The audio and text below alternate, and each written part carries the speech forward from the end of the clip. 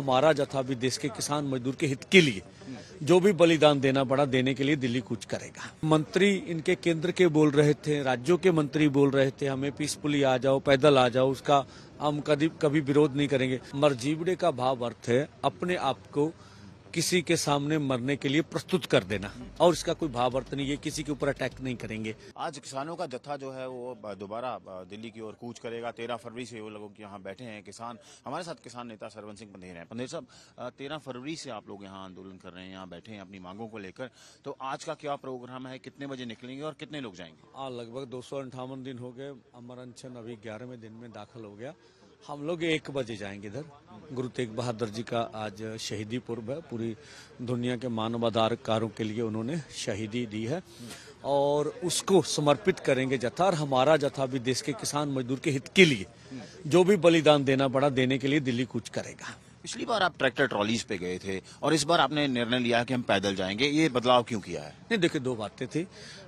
देश के high court में, सुप्रीम कोर्ट में भारत सरकार के अटॉर्नी जनरल, हरियाणा के अटॉर्नी जनरल ने बोला था कि भाई हम लोग जो है वो इनके ट्रैक्टर ट्रॉली जो है वो मोडिफाइड हैं, ट्रॉलियों में हथियार हैं, ये बच्चों को आगे करते हैं, इनके ऊपर हथियार हैं। तो ऐसा दोनों फोरमों ने फैसला कर लिया भी ठीक है हम लोग पैदल दिल्ली कूच करेंगे, इससे रास्ता भी खुलेगा। अब डीसी हरियाणा फिर बोल रहे हैं कि इनके पास मारू हथियार हैं।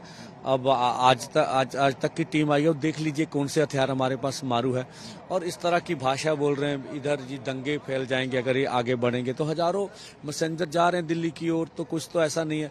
तो मुझे लगता जो मंत्री इनके केंद्र के बोल रहे थे, राज्यों के मंत्री बोल रहे थे हमें पीसफुली आ जाओ, पैदल आ जाओ, उसका हम कभी विरोध नहीं करेंगे, तो अब फिर वो हमारे बैरिकेटिंग कर रहे हैं। ऐसे लगता है ये दोनों राज्यों की सरहद ना होकर अंतर्राष्ट्रीय सीमा नजर आ रही है। पंधेर साहब, पिछली बार भी हमने देखा यहाँ पे टीयर गैस भी चली थी, आज भी वैसी बैरिकेडिंग है। अगर आपको आगे नहीं जाने दिया तो फिर क्या आपकी स्ट्रेटजी रहेगी? नहीं, देखिए हमारे ओर से तो कोई भी टकराव का इस तरह का कार्यक्रम नहीं है, क्योंकि हमारा 100 का जत्था क्या करेगा। मरजीवड़े का भाव अर्थ है अपने आप को किसी के सामने मरने के लिए प्रस्तुत कर देना, और इसका कोई भाव अर्थ नहीं है, किसी के ऊपर अटैक नहीं करेंगे।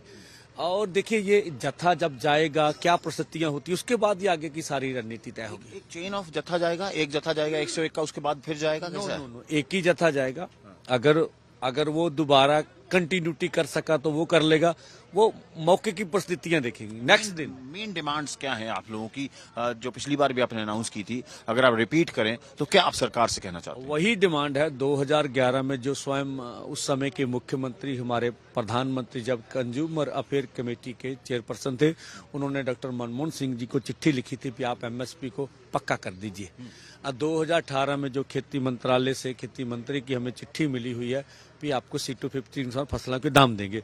जो 2021 में जो चिट्ठी हमें खेतीबाड़ी मंत्रालय ने दी थी कि हम एमएसपी को और व्यापक करेंगे, जो उनके वादे थे वो भी कहते थे पहली कैबिनेट मीटिंग में हम लोग जो किसान मजदूर के कर्ज माफी करते। तो इसी तरह से एमएसपी खरीद का गारंटी का कानून बने और देश के किसान मजदूर की कर्ज माफी हो, C250 के अनुसार फसलों के दाम मिले, हमारा बिजली बिल जो अभी सभी लोगों के लिए है वो प्राइवेशन का ना लाया जाए, और फसली बीमा योजना हो, देखिए मजदूर को 200 दिन नरेगा, अच्छी दिहाड़ी हो, जो देश का आदिवासी है उसको संविधान की 5वीं अनुसूची उनके लिए लागू की जाए। इस तरह की मांगे हैं 12 की 12 जो हमने उनके समक्ष रखी है। आखिरी सवाल है मेरा कि अगर कोई अभी तक पहले आपको बातचीत का न्योता आया है दोबारा सरकार से, केंद्र सरकार से या हरियाणा सरकार से, और अगर आता है 1 बजे से पहले, तो आप उसके लिए बात करेंगे?